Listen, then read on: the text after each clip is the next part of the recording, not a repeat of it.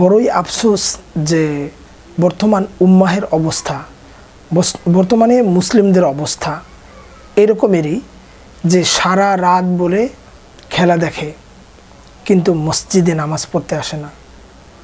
সারা রাত অপেক্ষায় থাকে খেলার জন্য, খেলা দেখার জন্য, এবং মেসি মেসি বলে চিৎকার করতে থাকে, উল্লাস করতে থাকে, কিন্তু ফজরের নামাজ, আসরের নামাজ, জোহরের নামাজ, মাগরিব, এশা কোনো খবর নাই। তাদেরকে খেলা এত মক্ত করে রেখেছে, তাদেরকে খেলায় এত আকর্ষণ করে রেখেছে যে সেটা আল্লাহ তাআলার বিধান থেকে তাদেরকে দূরে রাখা হয়েছে। কত বড় দুর্ভাগ্য আমাদের যে আমরা সব সময় খেলা নিয়ে পড়ে থাকি। আল্লাহ তাআলা আমাদেরকে কি না দিয়েছে, আল্লাহ তাআলা আমাদেরকে কি না করেছে আমাদের জন্য। আল্লাহ তাআলা কত সুন্দর বডি সৃষ্টি করেছেন তার ইবাদতের জন্য, এবং মস্তিষ্ক দ্বারা আমরা চিন্তা করি আল্লাহ তাআলা সেইটাও আমাদের জন্য দান করেছেন। এবং পরিপূর্ণ সুন্দর অপরূপ সৃষ্টি মানুষের যে চেহারাটা, সেটা কিন্তু আল্লাহ তাআলাই দিয়েছেন। আল্লাহ তাআলার সৃষ্টি, আল্লাহ তাআলার অক্সিজেন বাতাস, সেটা ছাড়া আমরা নিঃশ্বাস নিতে পারি না। আল্লাহ তাআলার যে জমিনের ফসল ফলানো হয় সেটা দ্বারা আমরা আহার করি, কিন্তু এত নিয়ামত দেখার পরেও ফাবি আইয়ি আলা ই রব্বিকুমা তুকাযিবান, যে তোমরা রহমানের কোন কোন অবদানকে অস্বীকার করবে। তো চিন্তা করে দেখেন, আমরা একটু ভাবি না আমরা কত বড় নাফরমান হয়ে গেছি, এবং আমরা কত আধুনিক হয়ে গেছি যে ইসলামকে সাইড করে আমরা আমাদের মনে যা চায় আমরা সেটা করে বেড়াই। আদৌ কি এটা আমাদের জন্য সুফল হবে? আদৌ কি আমাদের জন্য এটা কখনো ভালো হবে? খুবই দুঃখজনক একটি বিষয় যে আজকে আমরা ইসলাম ছেড়ে দিয়েছি এবং আমরা ধর্মকে ছেড়ে দিয়েছি, আদর্শকে ছেড়ে দিয়েছি, এবং ইহুদি এবং খ্রিস্টানদের অনুসরণ করছি, তাদের আনুগত্য করছি। আপনি চিন্তা করে দেখেছেন? আমরা মেসির খুব ভক্ত, নেইমারের খুবই ভক্ত।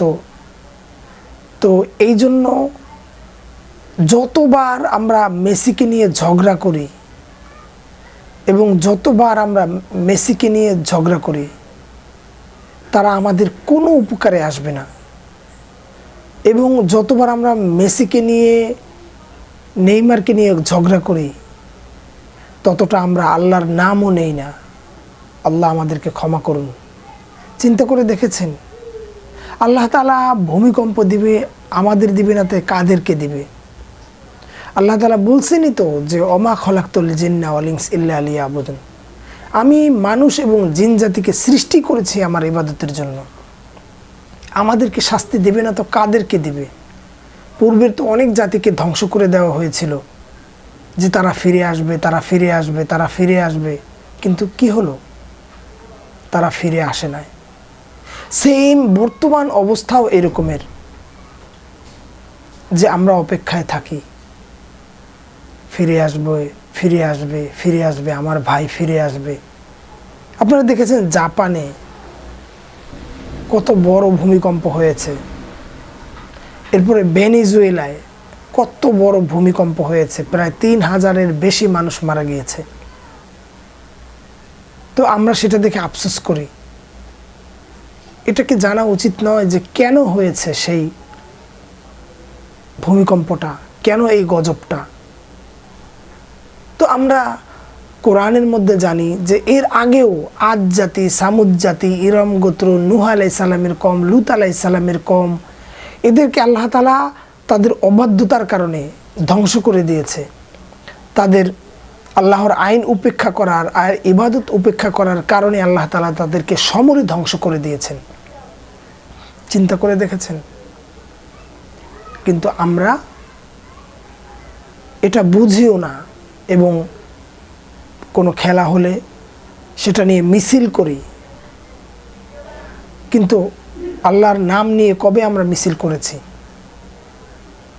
যারা খেলোয়াড়, যারা খেলা পছন্দ করে, তারা এমনভাবে বলে, এবং একজন ব্যক্তি বলেও যে মুসা মেসি হয়ে ফিরে আসছে, নাউজুবিল্লাহ আস্তাগফিরুল্লাহ, মুসা মেসি হয়ে ফিরে আসছে এবং মিশরের পতন ঘটিয়েছে, মিশরের খেলোয়াড়দের পতন ঘটিয়েছে।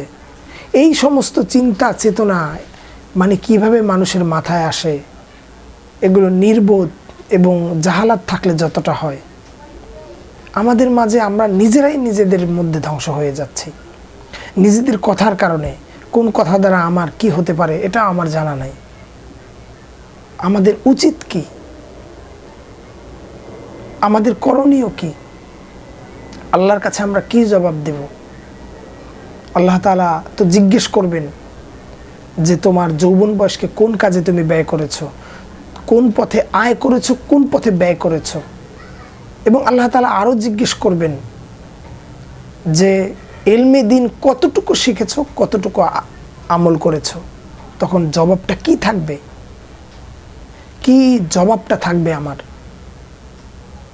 আল্লাহ তাআলা তো আমাদেরকে সৃষ্টি করে দিয়েছেন, অপরূপ সৃষ্টি। আল্লাহ তাআলা বলছেন যে আমি আদম জাতিকে শ্রেষ্ঠ সম্মান দিয়ে বানিয়েছি।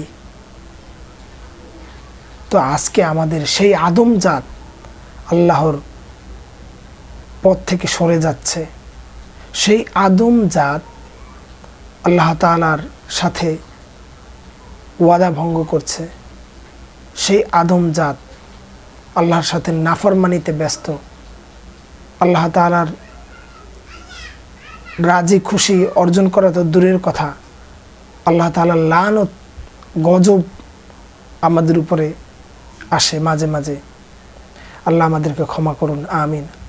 সবাই ভালো থাকবেন। আসসালামু আলাইকুম।